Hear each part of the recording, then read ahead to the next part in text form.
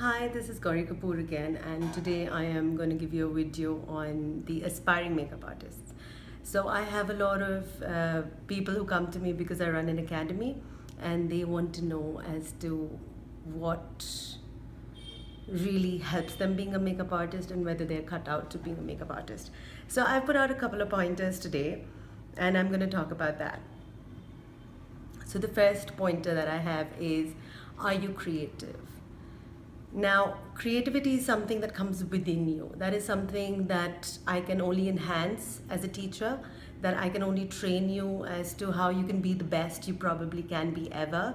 But it's like I can teach you how the line is drawn, but I can't teach you how to draw a line. So that has to come from within. So first you have to assess whether you're creative enough to be a makeup artist. Now, the second point is passion or money. So, I would say passion. If you have the passion to be a makeup artist, whether you are turned on by faces that it was like when I became a makeup artist, I used to just keep observing faces. I just could keep looking at them and, visualize as to what I can do with them, what they could look like. So I think it's more about passion. If you have the passion, money comes eventually, and that's what worked for me. But if money is the driving force, I would say rethink, because maybe this profession's not cut out for you. You could be a makeup artist, but you would be just any other makeup artist. You're not going to excel because you don't have a passion for it. You're just doing it because it's a norm, because it's a fad.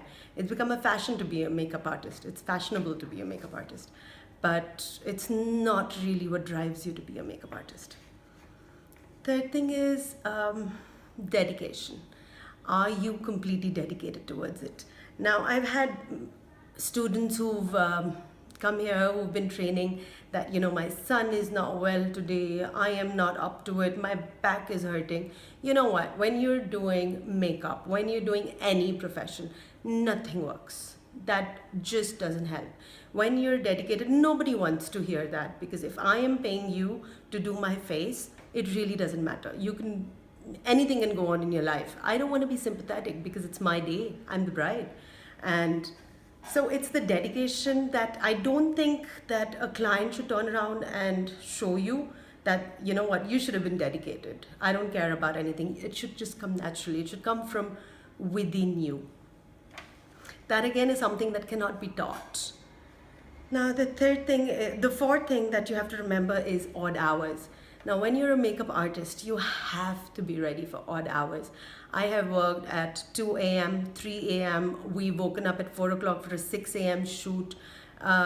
So you just have to be prepared for anything. It could go into late hours, and it just could be erratic hours. It could be 2 hours in a day, it could be 16 hours in a day, but you are nobody to complain, because if you're passionate and dedicated to your job, you will excel.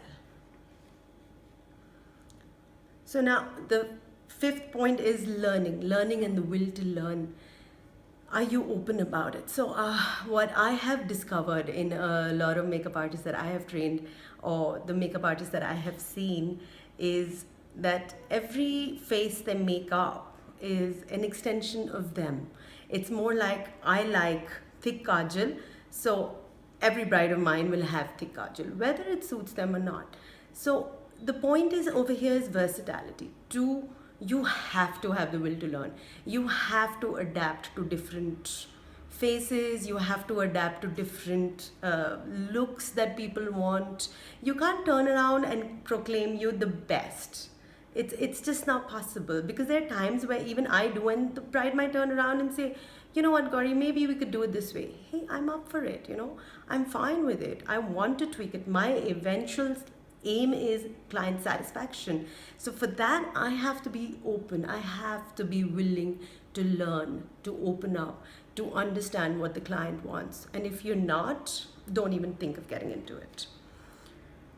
The other point that I would talk about is reinventing. Now, whether you're doing a 9-to-5 job, whether you're sitting on a desk job, everyone gets bored about doing the same thing repeatedly again and again. So what really helps us coming back with the bang? And that's about reinventing. That's about keeping in tune with the trends. It's about rediscovering yourself. It's about rediscovering your art and putting it out to the public and saying, you know what, now this is what I'm capable of.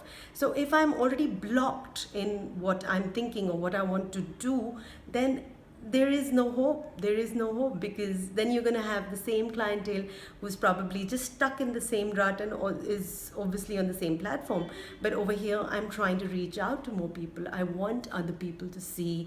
I want other people to experience what my art is. So for that, I have to keep reinventing myself. And it's been 18 and a half years in this field, and the first education that I got on makeup was with Bharat and Doris, and with due credit to Bharat and Doris, because he was my starting point, and I will never forget him. So after which, of course, you go on learning, you keep, you know, rediscovering yourself, you keep trying different options. Today this is not good enough and I want to get better, and you know, that's something as an artist you have to be open about. You have to rediscover yourself again and again. The other point that I would talk about is slow and steady. Now, why I talk about slow and steady is that everyone wants to be the best makeup artist or the best photographer, the best designer in a matter of 1 year. You're ready to go all out. But I think slow and steady, because it's going to take me, if today I have trained, it's going to take me some time. At least if I do a couple of faces, at least I would say 500 faces for me to really know what features are all about. I can learn everything. I can learn everything that's taught to me. But it's again not that square face and this is how the contouring is done and that's how it should be, because tomorrow it could be a mix of a square and an oval and your contouring will change. But that is only for your experience, because everything is taught but everything's not out there. Now what you see out there is for you to learn, to improvise, to make mistakes. So I would say it's slow and steady if you want to really reach the top. And if a couple of years down the line you're still on the top, you're on the right path. And that is definitely an essential point. The last point that I would talk about is sustenance. Sustenance is, again, as I would say, because it's slow and steady, because you're not really trying to win clients over. It's like shortcuts to everything. Getting certain amount of followers on Instagram or Facebook, that doesn't make you the best makeup artist. It's sustaining. It's like, does every client who walk out of your studio or you walk out of their place turn around and say, you know what, she is good. She is good. And that is what we want to hear. So for that, I think it's a gradual process. It's never, there are no shortcuts in creativity. There are absolutely no shortcuts. And I think everyone who's tried shortcuts have failed.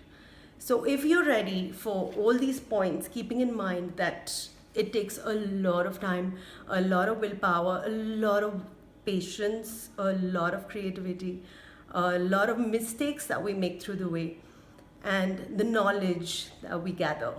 And if you're ready for that, yes, you're cut out to be a makeup artist.